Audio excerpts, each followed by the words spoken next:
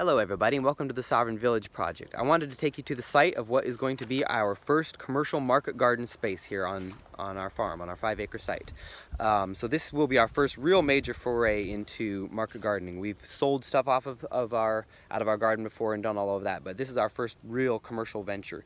It's not a big one, so the area we are working with is a south-ish facing slope that's only about 1/8 of an acre. We chose this site because it's below our main structures. It's below our house, it's below the greenhouse on the hill. And we have to do that because we do not have the luxury of a well or a year-round creek on this property. So all of our water is coming from rainwater catchment off of those roofs. So we really need every drop we can get, and we need to have it gravity fed down the hill if we're going to make this passive and energy free, or virtually energy free. So we found a site here that's kind of south facing, and it's about roughly 40 to 50 feet wide and roughly 150 feet to the back, long and skinny and south facing. So it's below that water table, and so our idea is we are going to be running drip irrigation out of our water catchment tanks off of those roofs, and that's what will feed this, because we do need a regular water addition if we're going to do this at a commercial level. And that was really kind of the only way to do that. So that sort of determined where the site was. Our food forests and perennial agriculture are more above those roof lines because they don't need as intensive of watering, and then most of the market garden and the annual production is going to be below that. So this is the site. As you'll see, we're kind of halfway through clearing it, and everything that we are dropping as we clear this land, which is basically, it's kind of like 10-year growth scrub brush over what used to be a cattle pasture.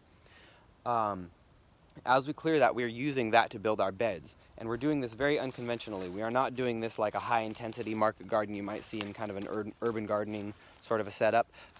We're doing this very much in a permaculture fashion and in a polyculture fashion, and really using what we have on site. So first of all, this site is pretty steep. It's not really that gentle of a slope.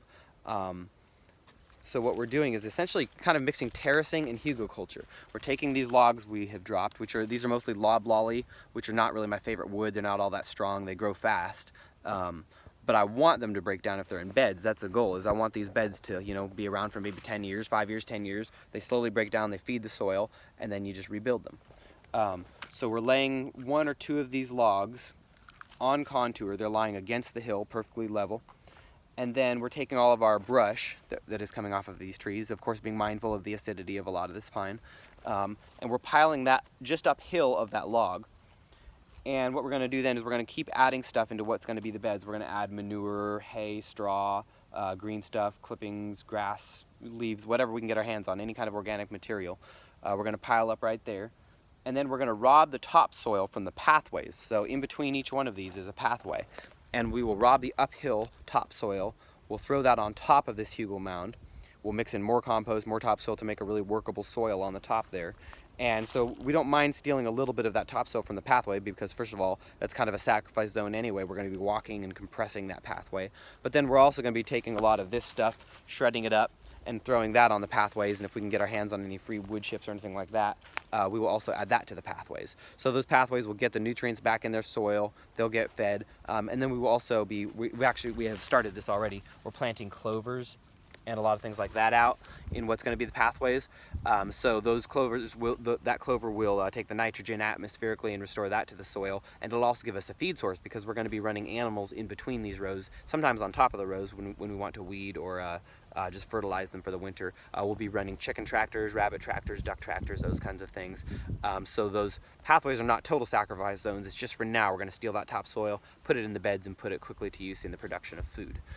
So that's the idea of how each bed will be made, and so these beds will be staggered all the way down. Also stealing that topsoil from the pathway and piling it up on the low side, that's going to create kind of a little swale. Any water coming down will get caught up into the bed, and it'll sink into the bed and feed our plants. So it's almost like a series of a bunch of little terraces / swales / hugelkultur mounds.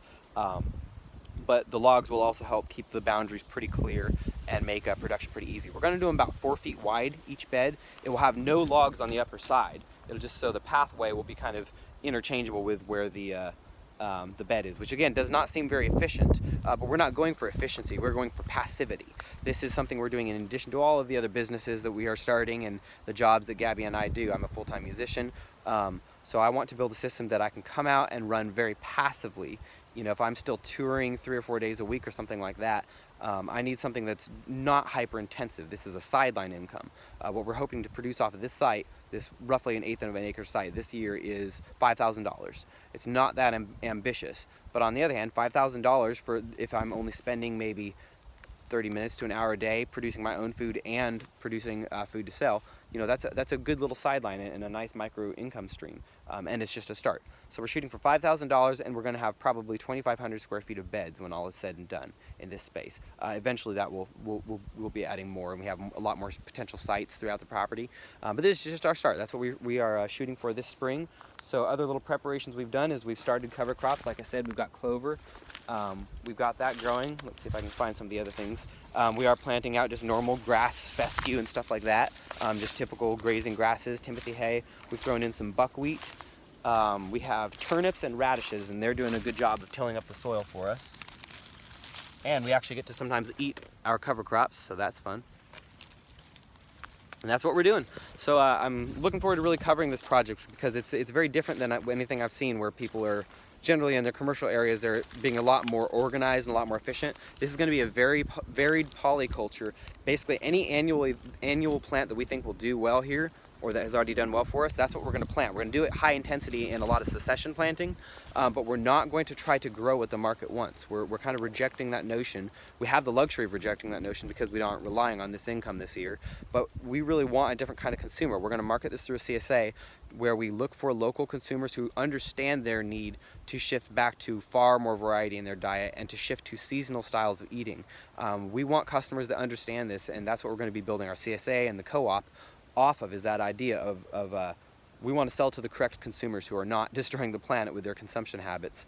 And so that's how we're going to market this, and I think that will also, as a plus, it's going to make it a lot more passive, because if a crop fails, doesn't matter, another one goes in its place. We don't need to have tomatoes year round. We don't need this crop or this crop to succeed. We can take pest pressure, we can take blights, diseases, because they'll just come and go. You know, this site integrates rather than segregates all of the natural things. So viruses, bugs, insects, funguses, molds, they're all welcome on this property. Every species is welcome on this property. And that's what makes it passive, and I think that's what's going to make this a really good, solid financial sideline for us on this 5-acre property. All right, enjoy this, and I hope y'all take some inspiration, realize that we can all be market gardeners. We'll see if I'm right. We'll see if my little hands-off system works, but I think it will, and I think it'll be really rewarding and grow a lot of food for our community. So everyone, in the meantime, stay safe, be well, and happy homesteading.